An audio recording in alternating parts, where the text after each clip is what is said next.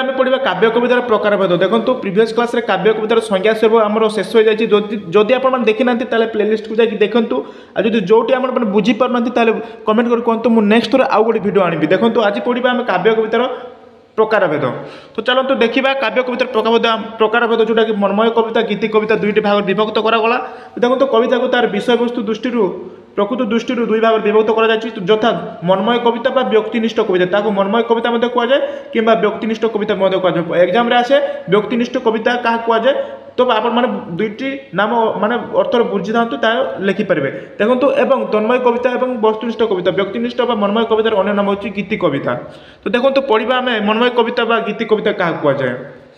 तो देखिपे मनमय कविता बा गीति कविता क्या कहुए। देखो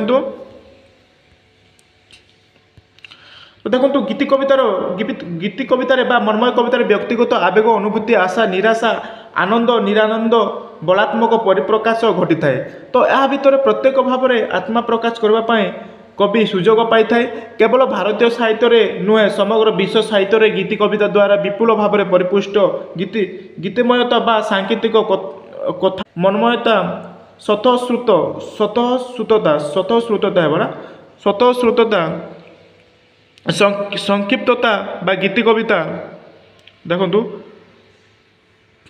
संक्षिप्तता बा गीति कवि प्रथम निर्देशन मिले। तो वैदिक साहित्य प्रकृत अपभ्रंश यार क्रमिक विकास साधित हुए। तो लोकगीत चर्चा साहित्य गीति कवितार विकास देखा मिले।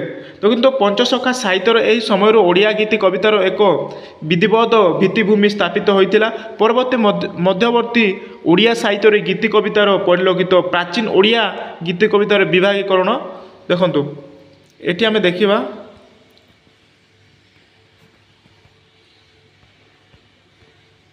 तो देखो ये आमर पुणी आमको केतोटी भाग विभक्त करागला। तो परवर्ती मध्य ओडिया साहित्य गीति कवितार परिलक्षित थिला। तो देखो प्राचीन ओडिया गीति कवितार विभागीकरण करा जायछि। यथा देखो प्रथम अच्छी संख्या सूचक गीति कविता, देन वर्णमाला सूचक गीति कविता, देन काल उत्सव सूचक गीति कविता। देखो वर्णमाला सूचक गीति कवितार कौन अच्छी 56 पदिया 50 पदिया 26 पदिया 12 पोई 9 पोई 6 पोई। तो यह आम संख्या सूचक गीति कविता। तो नेक्स्ट अच्छे आमर वर्णमाला सूचक गीति कविता। यार अच्छी षोड़शा चौतीसा इत्यादि। देन अच्छी काल उत्सव सूचक गीति कवितार आमर 12 मासी 16 ऋतु, देन चंदन गीत, देन रथ गीत मंगल गीत। यह आमर काल उत्सव सूचक गीति कवितार परिवेशित। देन देखो आमर धर्ममूलक गीति कविता। तो देखो ये आमर धर्ममूलक गीति कवितार अच्छी जनाण भजन स्तुति प्रभावत अवकाश मालश्री इत्यादि इत्यादि। तापर देखो आमर राग और ताल समन्वय गीति कवितार आमर चौपदी। देन अच्छी आख्यान सम्बलित गीति कवितार आमर अच्छी बोली यथा श्री पंचमी बोली बजार बोली हाट बोली इत्यादि। देन अच्छे संदेश समूलिक गीति कवितार अच्छे आमर कोइली है। देखु कोइली देन अच्छी चिटाऊ इत्यादि। देन अच्छे विविध गीति कवितार अच्छे कांदणा ढमाली गीत इत्यादि। तो यह आमर तार देखु यहाँ आमर थिला मनमय गीत बा गीति कवितार तार वैशिष्ट्य माने कौन कौन सब लेखा अच्छी। देन देखु आम आधुनिक जुगर कवि मान द्वारा ओडिया रे गीति कविता रचित होइछि। आधुनिक काल रचित गीति कविता को यार विषय वस्तु अनुଯାयी विभिन्न विभाग रे विभक्त करा जायछि। यथा देखंतु चिंतामूलक कविता। तो देखो चिंतामूलक कविता प्रथम आसछि हमर चिंतामूलक कविता। तो देखो चिंतामूलक कविता क्या कहुए। यह मुख्यतः दर्शन भित्तिक एथिरे कवि जीवन और जगत संबंधी निजर व्यक्तिगत भाव चेतना को रूप दे थाए। तो कवि भितर थिबा उच्च दार्शनिक चिंताधारा एथिरे प्रकाशित होइथिबारु हृदय बेगर स्पर्श ସେତେ ବେଶୀ ଅନୁଭୂତ ହୁଏ ନାହିଁ। ତ ଏଥିରେ କବିର ଭାବନା ନିର୍ଦ୍ଦିଷ୍ଟ ସୀମା ଭିତରେ ନ ରହି ଅସୀମ ଜଗତରେ ବିଚରଣ କରେ। ତ ଭକ୍ତ କବି ମଧୁସୂଦନଙ୍କ ବହୁ କବିତା ଏହି ଶ୍ରେଣୀରେ, ସେଗୁଡ଼ିକ ମଧ୍ୟ ପଦ୍ମ ଜୀବନ ଚିନ୍ତା, ଋଷି ପ୍ରାଣୀ ଆଦି ଇତ୍ୟାଦି। ତ ଦେଖନ୍ତୁ ତାର ଉଦାହରଣ ସହିତ ନେବା ତାହେଲେ ମଧୁସୂଦନ ଦାସଙ୍କ ବହୁ କବିତା ଏହି ଶ୍ରେଣୀରେ ମାନେ ଅନ୍ତର୍ଭୁକ୍ତ କରାଯାଇଛି। ସେଗୁଡ଼ିକ ହେଲା ପଦ୍ମ ଜୀବନ ଚିନ୍ତା, ଋଷି ପ୍ରାଣ ଇତ୍ୟାଦି। ତ ଏହା ଥିଲା ଆମର ଚିନ୍ତାମୂଳକ କବିତା। ତ ବୈଷ୍ଣବ ଆଉ ଏବଂ ଯଦି ଆମେ ଉଦାହରଣ ନେବା ତାହେଲେ ବୈଷ୍ଣବନାଥ ପଟ୍ଟନାୟକଙ୍କର ଆମର ବାସଗୃହ ଯାତ୍ରା ସଙ୍ଗୀତ ମଧ୍ୟର ଏହି ଧାରଣର। ତ ଦେଖନ୍ତୁ ଏହା ଥିଲା ଆମର ଚିନ୍ତାମୂଳକ କବିତା। ନେକ୍ସଟ ଯିବା ଆମେ, ତ ଦେଖିପାରୁଥିବେ ଭକ୍ତିମୂଳକ କବିତା। ତ ଏକ୍ଜାମ୍ରେ ଆସେ ଭକ୍ତିମୂଳକ କବିତା କାହାକୁ କୁହାଯାଏ, ଉଦାହରଣ ସହିତ ଲେଖ। ତ ଆସିଲେ ଆପଣମାନେ ଏମିତି ଲେଖିବେ 2 ମାର୍କ କିମ୍ବା 3 ମାର୍କରେ ଆପଣମାନଙ୍କ ପାଖେ କୋଶ୍ଚିନ୍ ଆସେ। ତ ଦେଖନ୍ତୁ ଏଠି ଆମେ ଦେଖିବା ଭକ୍ତିମୂଳକ କବିତା କାହାକୁ କୁହାଯାଏ। ତ ଧର୍ମ, ଭଗବାନ ଓ ଭକ୍ତିକୁ ଆଧାର କରି ରଚିତ ହୋଇଥିବା ଗୀତି କବିତା ହେଉଛି ଭକ୍ତିମୂଳକ କବିତା। ପ୍ରାଚୀନ ଜଣାଣ ଓ ଭଜନ ଗୁଡ଼ିକ ଏହି ଶ୍ରେଣୀରେ ରଚନା କରାଯାଇଛି। ତ ଉଦାହରଣ ସହିତ ନେବା ତାହେଲେ ଶାଲବେଗଙ୍କ ଆହେ ନୀଳ ଶୈଳ, ମଧୁସୂଦନ ଦାସଙ୍କ ହେ ଆନନ୍ଦମୟ, ରାମକୃଷ୍ଣ ନନ୍ଦଙ୍କ ଆହେ ଦୟମ ଅବିଶ୍ଵ ବିହାରୀ। ଦେଖନ୍ତୁ ରାମକୃଷ୍ଣ ନନ୍ଦଙ୍କ ଆହେ ଦୟମ ଅବିଶ୍ଵ ବିହାରୀ। ଦେନ୍ ଅଛି ଦେଖନ୍ତୁ ନୃପାଳଦୀଙ୍କ ଶିବ ସୁନ୍ଦର। ଏହା ଥିଲା ଆମର ଭକ୍ତିମୂଳକ କବିତା, ତାର ଉଦାହରଣ ସହିତ ଆମେ ଜାଣିଲେ। ଦେନ୍ ଦେଖନ୍ତୁ ଆମର ଦେଶ, ଦେଖନ୍ତୁ ନେକ୍ସଟ ଅଛି ଆମର 3 ନମ୍ବରରେ ଦେଶ ପ୍ରେମ ମୂଳକ କବିତା କାହାକୁ କୁହାଯାଏ। ଦେଖନ୍ତୁ ଦେଶ ପ୍ରେମ ମୂଳକ କବିତା, ଯେଉଁ କବିତାରେ ବା ଯେଉଁ ଗୀତି କବିତାରେ କବିଙ୍କର ନିଜ ଦେଶ ଓ ଜାତି ପ୍ରତି ଅନୁରାଗ ଓ ଶ୍ରଦ୍ଧା ଭକ୍ତି ଇତ୍ୟାଦି ଫୁଟି ଉଠିଥାଏ, ତାହା ଦେଶ ପ୍ରେମ ମୂଳକ କବିତା ଭାବରେ ପରିଣତ ହୁଏ। ତ ପ୍ରାଚୀନ ବା ମଧ୍ୟଯୁଗରେ ଏ ପ୍ରକାର କବିତା ରଚିତ ହେଉନଥିଲା, କିନ୍ତୁ ଆଧୁନିକ ସାହିତ୍ୟରେ ଏପରି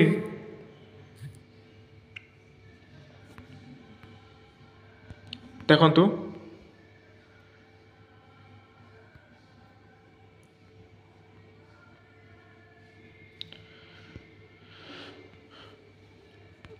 एक मिनिट देखନ୍ତୁ देश प्रेम मूलक कवितारे जो कवितारे कविंकर निज देश और जाति प्रति अनुराग श्रद्धा भक्ति इत्यादि फुटी उठी थाए ताहा देशमूलक कविता भाव में परिणत होता है। तो प्राचीन बा मध्ययुगे ए प्रकार कविता रचित होउनथिला, किंतु आधुनिक साहित्य एपरि बहु कविता परिलक्षित हुए। उदाहरण सहित नेबा ताले राधानाथकर शिवाजींकर उत्साह वाक्य, देन कुंतला कुमारींकर उत्कल वंदना, देन देखंतु गोदावरीश मिश्रंकर उद्बोधन गोदावरीश महापात्रंकर उठ कंकड़ इत्यादि इत्यादि थिला हमर देश प्रेम मूलक कविता। नेक्स्ट देखंतु हमर 4 नंबर अछि प्रेम मूलक कविता। तो देखि पारथबे प्रेम मूलक कविता। नेक्स्ट देखंतु देखे दउछि मु, तो देखंतु प्रेममूलक कविता कविर प्रेम विरह गाथा जो गीतिकारे प्रकटित हुए ताहा प्रेममूलक कविता। प्रेम क्षेत्र कविर मिलन निच्छेदर वरुण मधुर स्वर ए प्रकार कविता को प्रदान करा जाय थाए। देखंतु उदाहरण सहित नेबा ताले मायाधर मानसिंहकर विनोद चंद्र नायकर रामकांत रथ सौभाग्य मित्र प्रभृति कविंकर, देखंतु प्रभृति कविंकर समते आधुनिक काल ए प्रकार कविता सफलता हासिल करछंती। यह थिला हमर प्रेममूलक कविता। देन देखंतु तार उदाहरण सहित आपण मानकु लेखिबाक पड़िबो, आपण उदाहरण सहित आपण मने रखंतु। देन देखंतु 5 नंबर अछि प्रकृतिमूलक कविता काहा कुआछे। देखंतु प्रकृतिमूलक कविता ए प्रकार कवितार प्रकृति को बा उपजीव्य करा जाय थाए। प्रकृतिर आकृतिक सौंदर्य कवितार आत्महरा करे। देन से प्रकृतिर बाह्य रूप रे मुग्ध हुए, देन अंत रूप रे मोहित हुए। पाठक निजे देखुवा प्रकृति और कवि लेखनी रूपायित होइथिबार सही प्रकृति मध्य किसी पार्थक्यर परिचय पाइले ता हुए सार्थक प्रकृति बा विषयक कविता। तार उदाहरण सहित नेबा ताले गंगाधर मेहरकर नंदकिशोर बल कुंतला कुमारी साबत प्रमुख कवि गण यही प्रकार कविता रचना करछंती। तो यह प्रकृतिमूलक कविता। नेक्स्ट ताले शोकगीति कविता क्या कहुए। देखंतु शोकगीति कविता क्या कहुए। तो शोकगीति कविता कहले कौन से आत्मीय व्यक्ति विशिष्ट व्यक्ति देशर विशिष्ट व्यक्ति जननायक देशवासी आदर्शनीय व्यक्ति प्रकृति वियोगर ए प्रकार कविता रचित हुए। तो मृत व्यक्ति गुणावली ए वर्णित होता है। तो देखो मृत व्यक्ति कवि मध्य आत्मीयता और जिते निबिड़ हो ए प्रकार कविता से रसघन हुए। उदाहरण सहित ना भक्त कवि मधुसूदन दास को महादेवी भिक्टोरिया देन सकलहरी एवं मानस सिंह बापूजी इत्यादि थिला आमर शोकगीति मूलक कविता। देन देखते आमर लघु बैठक कविता क्या कहुए 7 नंबर आपण देखिपे। एक मिनिट देखु लघु बैठक कविता। लघु बैठक कवितार कहुए यही प्रकार कवितार व्यक्ति जीवन बा समाज जीवन लघुचित्र आदि अति सरल और सावलिक शैली चित्रित होता है। उर्दू साहित्य प्रचुर परिमाण परिदुष्ट सायुरे यही श्रेणी कविता ओडिया साहित्यर दुर्गचरण ओडिया साहित्यर दुर्गचरण परितांक बहु कविता एवं चिंता मणि बेहेरांकर केतोटी कविता को गोटे गोटे लघु बैठक कविता बोली कह जाए।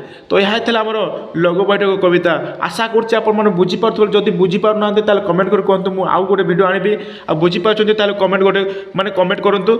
देखंतु नेक्स्ट जिबा आमे 8 नंबर आमर चतुर्दश पाती गीति क्या कह जाए। तो ये आपण देखि पारथुबे चतुर्दश पादी या 14टी पाद बा 14टी पाद बा पंक्ति विशिष्ट एक कविता। एथिरे छंदरे बाह्य सहित भावर अंत सहित मिलन घटी थाए। तो देखंतु एक निर्दिष्ट छंद पद्धति रे ए प्रकार देखंतु एक निर्दिष्ट छंद पद्धति रे प्रकाश पाई थाए। ए प्रकार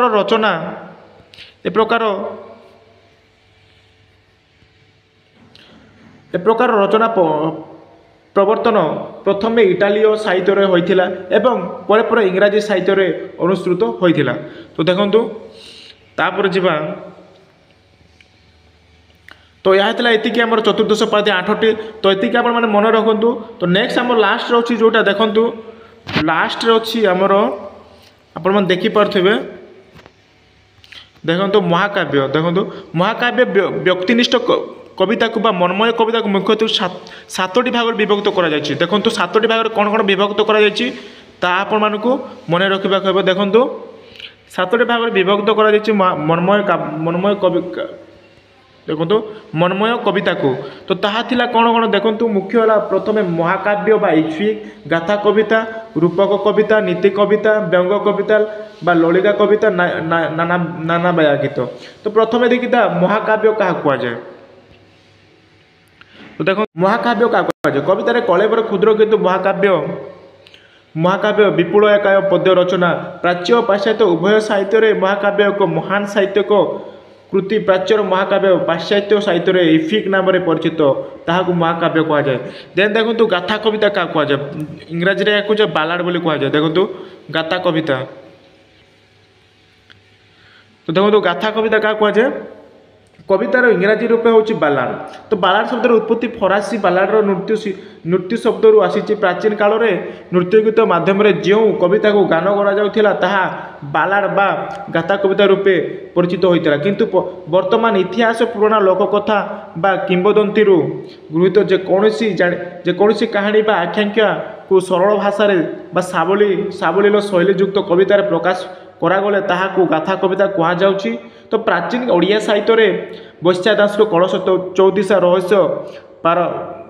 रहस्य पार्वती विवाह वर्णित सेहीपरि बलराम दास बौलाधाय देन जशवंत दास गोविंद चंद्र देन क्षुद्रुकोणी आशार तोपई उपखना आदि गोटे गोटे बहु लोकप्रिय गाथा कविता।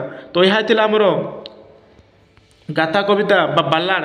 तो आधुनिक ओडिया साहित्य रे गाथा कवितार रचना कवितार दिगर पंडित गोदावरी राधामोहन गणनायक अनेक गाथा कविता सृष्टि करछंती। तो नेक्स्ट अछि हमर देखंतु रूपक कविता का कह जाए। देखंतु आपन वीडियो भल लागतो वीडियो ताले वीडियो को लाइक करंतु। आ जदि बुझी पारनती ताले कमेंट कर कहंतु मु नेक्स्ट आ गोटे वीडियो आनिबे। देखंतु नेक्स्ट अछि हमर रूपक कविता का कह जाए जोटा आलेगरी कह जाए इंग्लिश रे लाइक कह जाए। देखंतु রূপক কবিতা কাকে কুযায় গ্রিক ভাষার রূপক বা আলেগোরি শব্দর উৎপত্তি হচ্ছে যা প্রকৃত অর্থ বা আবির্ধানিক অর্থ প্রকাশ ন করে এক ভিন্ন অর্থ প্রকাশ করে তাহাকে রূপ কবিতা। তেণু এইপরি এক কবিতা যাହାର এক বাহ্য অর্থ থিলে হে ଏହା ଏକ ଭିନ୍ନ ଅର୍ଥ ପ୍ରକାଶ କରିଥାଏ।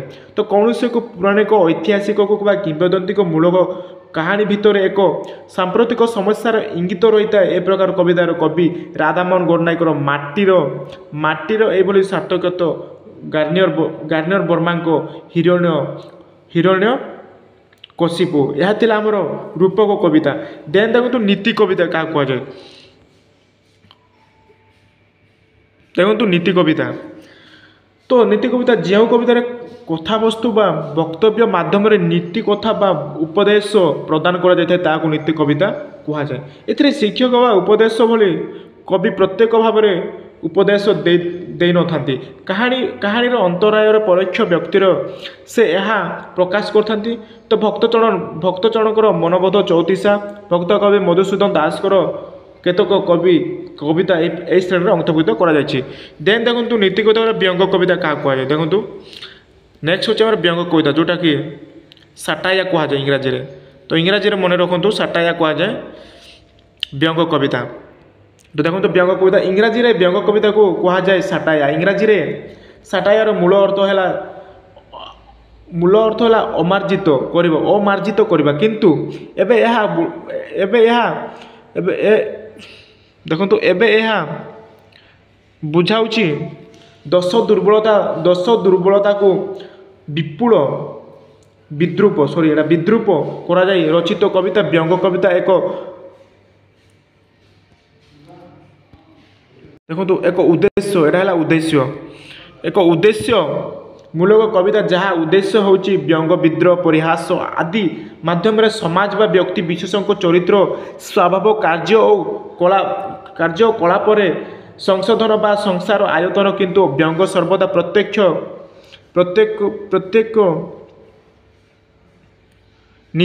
ନିଶ୍ଚୟ ପରୋକ୍ଷ ହେବା ଉଚିତ ଏବଂ ଆଘାତ ହେବା ପରିବର୍ତ୍ତେ ଗଠନମୂଳକ ହେବା ଉଚିତ। ତ ଯଦୁମଣିଙ୍କର ଅନେକ ବ୍ୟଙ୍ଗ କବିତା କବି ସୂର୍ଯ୍ୟ ବଳଦେବ ରାମଙ୍କର ଦେଖନ୍ତୁ ଜଗତେ କେବଳ ଓଡ଼ିଆ ସାହିତ୍ୟରେ ବ୍ୟାସକବି ଫକୀରମୋହନ ଓ ଭକ୍ତ କବି ମଧୁସୂଦନଙ୍କର କେତୋଟି ବ୍ୟଙ୍ଗ କବିତା ସୁପରିଚିତ। ଗୋଦାବରୀ ମହାପାତ୍ରଙ୍କର କେତେକ କବିତା ଏବଂ ରବି ସିଂହଙ୍କର ଅନେକ ବ୍ୟଙ୍ଗ କବିତା ରଚିତ ହୋଇଛି। ଏହା ଥିଲା ବ୍ୟଙ୍ଗ କବିତା। ନେକ୍ସଟ ଯିବା ଆମର 6 ନମ୍ବରରେ। ଦେଖନ୍ତୁ ଏତିକି ଆମର ଥିଲା ବ୍ୟଙ୍ଗ କବିତା ଯେଉଁଟାକି 5ଟି ଭାଗରେ ବିଭକ୍ତ କରାଯାଇଥିଲା। ଲାଲିକା କବିତା ଏବଂ ନାନାବାୟା ଗୀତ। ଦେଖନ୍ତୁ ଲାଲିକା କବିତା ବା ନାନାବାୟା ଗୀତ ମୁଁ ଲେଖିନି। ତ ଦେଖନ୍ତୁ ମୁଁ ଏଇଟା ଆପଣମାନଙ୍କୁ କହିଦେବି ବେଶୀ ଇମ୍ପୋର୍ଟାଣ୍ଟ ନାହିଁ। ଦେଖନ୍ତୁ ଏତିକି ଥିଲା ଆମର ଯେଉଁଟାକି ମନମୟ କବିତାକୁ 7ଟି ଭାଗରେ ବିଭକ୍ତ କରାଯାଇଛି। ତ ଏତିକି ଥିଲା ଆମର ଆଜିର ଭିଡ଼ିଓ। ଦେଖନ୍ତୁ ଯେଉଁଟାକି କାବ୍ୟ କବିତାର ପ୍ରକାରଭେଦ ବହୁତ ଇମ୍ପୋର୍ଟାଣ୍ଟ। ତ ଆଶା କରୁଛି ଆପଣମାନଙ୍କୁ ଭିଡ଼ିଓ ଭଲ ଲାଗିଥିବ। ଯଦି ଭିଡ଼ିଓ ଭଲ ଲାଗୁଛି ତାହେଲେ ଭିଡ଼ିଓକୁ ଲାଇକ୍ କରନ୍ତୁ, ସେୟାର କରନ୍ତୁ ଆଉ ଚ୍ୟାନେଲକୁ ଯଦି ନୂଆ ଆସିছে ଚ୍ୟାନେଲକୁ ସବସ୍କ୍ରାଇବ୍ କରନ୍ତୁ। ଆଜିଠୁ ଆମେ କଣ୍ଟିନ୍ୟୁଅସ୍ କରିବା କ୍ଲାସ୍। ପ୍ରତ୍ୟେକଟି ଭିଡ଼ିଓ ଆମେ କ୍ଲାସ୍ କରିବା ଆଉ ପ୍ରତ୍ୟେକଟି କୋଶ୍ଚିନ୍ର ଆନ୍ସର୍ ଲଙ୍ଗ କୋଶ୍ଚିନ୍ ବା 2-3 ମାର୍କର କୋଶ୍ଚିନ୍ ଆମେ ଡିସ୍କସନ୍ କରିବା ଯାହାଫଳରେ ଏକ୍ଜାମ୍ ପାଇଁ ଆପଣମାନଙ୍କୁ ବହୁତ ହେଲ୍ପଫୁଲ୍ ହୋଇପାରିବ। ତ ଏତିକି ଥିଲା ଭିଡ଼ିଓଟି। ଆଶା କରୁଛି ଆପଣଙ୍କୁ ଭଲ ଲାଗିଥିବ। ଥ୍ୟାଙ୍କ ୟୁ, ଧନ୍ୟବାଦ।